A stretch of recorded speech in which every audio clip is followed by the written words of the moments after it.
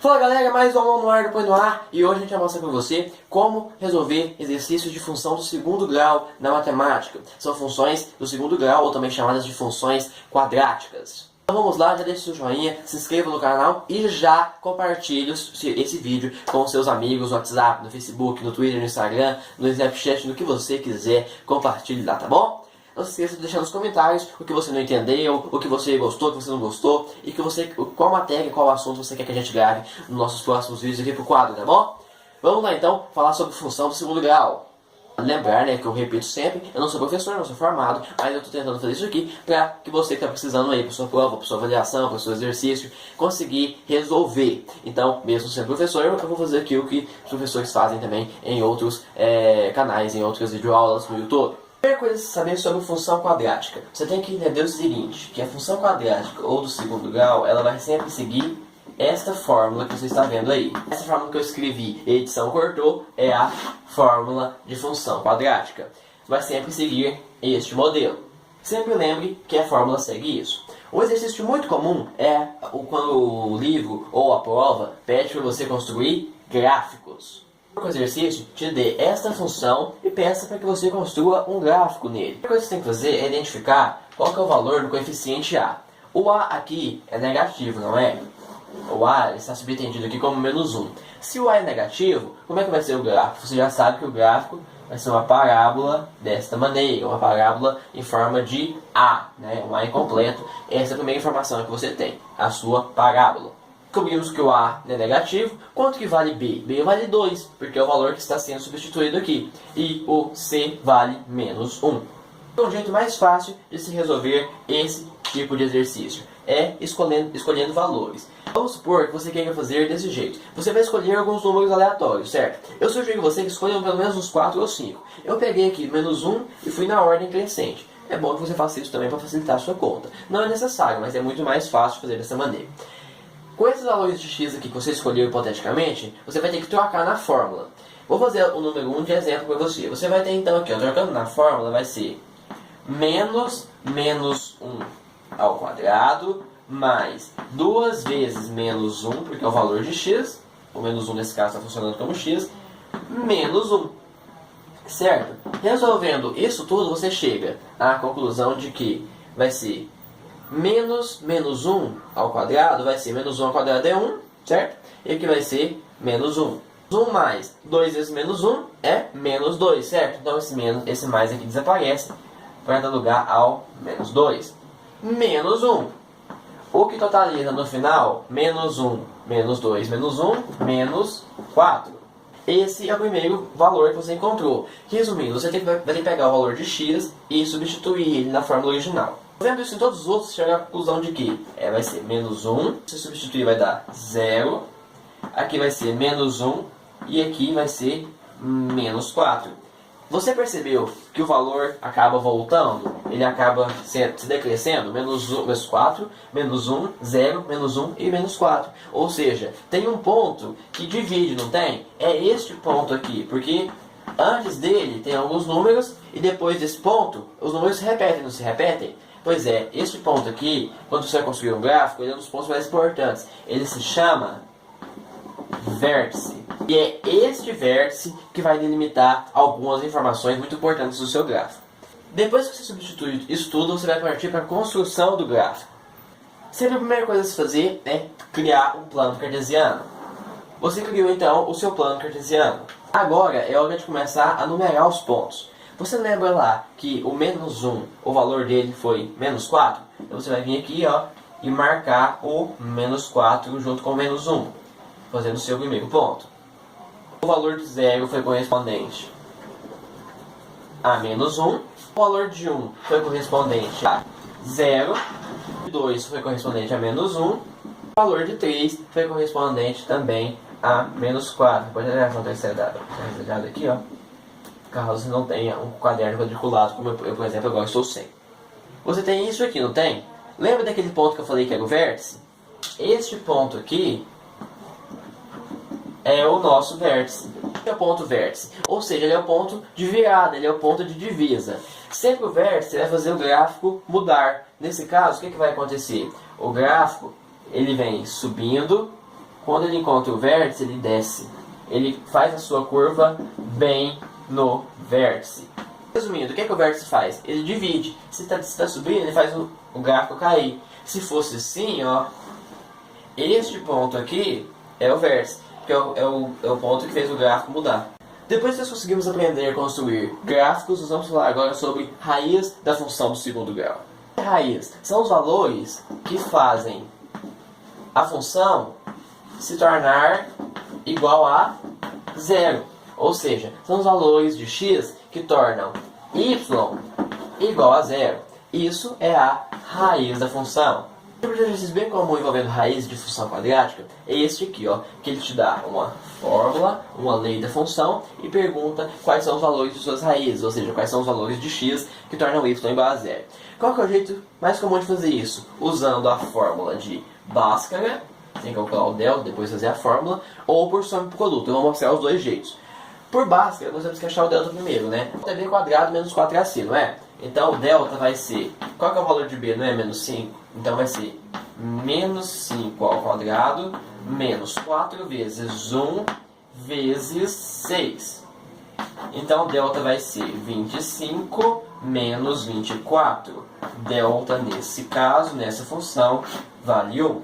Então vamos agora continuar resolvendo a fórmula de Bhaskara. Qual é a fórmula para se achar x? X é menos b mais ou menos a raiz de delta sobre 2a. Bom, eu quero que você pause o vídeo agora e resolva essa fórmula do x aqui pra mim, por gentileza, para que você consiga praticar, né? Você vai chegar em dois valores. Daqui a 2 segundos eu vou te mostrar. Esses são os dois valores de x que você tem que chegar, certo? Então essas duas aqui, esses dois números, são o resultado da fórmula de Bhaskara para essa função, certo? Com essa fórmula de Bhaskara você descobre o quê? Que você vai ter então, num par ordenado, imagine que você tem um par ordenado, certo? Esses aqui são valores de x, não são? Então eles sempre vão vir primeiro, 2 e 3. Como as raízes tornam y zero, eu já tinha falado isso antes, os dois y aqui vão ser iguais a zero, certo? Então você vai ter, essas são as respostas. As duas raízes são 2 e 3, porque elas fazem o y, nesse caso aqui é x, aqui é x e aqui é y, elas fazem com que o y se torne nulo, se torne zero. Por soma e produto ficaria como? Aquele mesmo exercício que eu resolvi por Bhaskara, por soma e produto. Primeiro você tem que descobrir qual que é a soma, né? Soma é menos b sobre a, e o produto, a fórmula é c dividido por a. Nesse caso, nós teríamos aqui, como soma, nós teríamos o menos b, que é menos 5 sobre 1. Que daria isso aqui, a soma daria 5.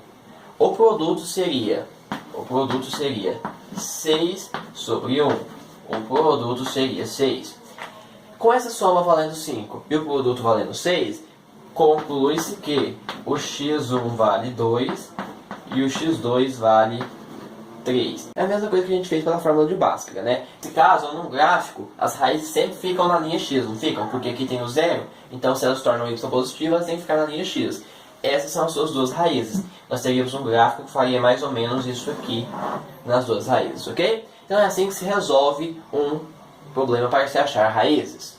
Esses exercícios que pedem as raízes das funções são simples, porque quando você não puder usar só produto, você usa Bhaskara, e com esses dois métodos de resolução possíveis, você vai conseguir achar os dois valores das raízes da função.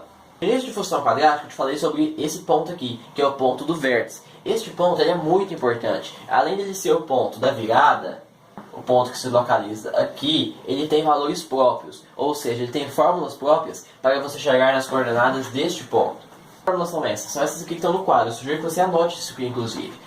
O vértice, todo ponto da função tem um valor de x, valor de y, porque ele tem um valor que corresponde ao x, no eixo x, e ele tem um valor que corresponde ao y. Todo ponto tem função quadrática, certo? Aqui você vai ter os dois pontos. Só que para você achar o x, para você achar o y do vértice, você vai seguir essas fórmulas aqui que facilita muito, certo? Então o x do vértice, como é que você vai achar? Substituindo menos b sobre 2a. O y do vértice você vai fazer como? Menos delta sobre 4a. Porque ele te dê essa função aqui, ele quer saber quais são as coordenadas do vértice. E vamos identificar os pontos. Nessa ordem aqui, o valor de A, B e C é possível você descobrir, não é? Esses valores vão ficar dessa maneira. O A vale menos 1, O b vale 0, porque não está presente aqui. Essa parte aqui você não tem nessa função. E o c vale 4, que é esta parte da função, ok? Então vamos então substituir para a gente conseguir achar o valor do vértice. A fórmula de vértice é menos b sobre 2a. Vamos substituir isso então? Vai ficar menos 0 sobre 2 vezes menos 1. Nesse caso aqui você desconsidera o x, você já tem que vale 0. Então esse é o x do seu vértice. É o primeiro ponto que você precisa. A gente precisa descobrir o y do vértice. Qual que é a fórmula? É menos delta sobre 4a, não é? Então nós temos que achar a fórmula do delta. Quanto que vale delta?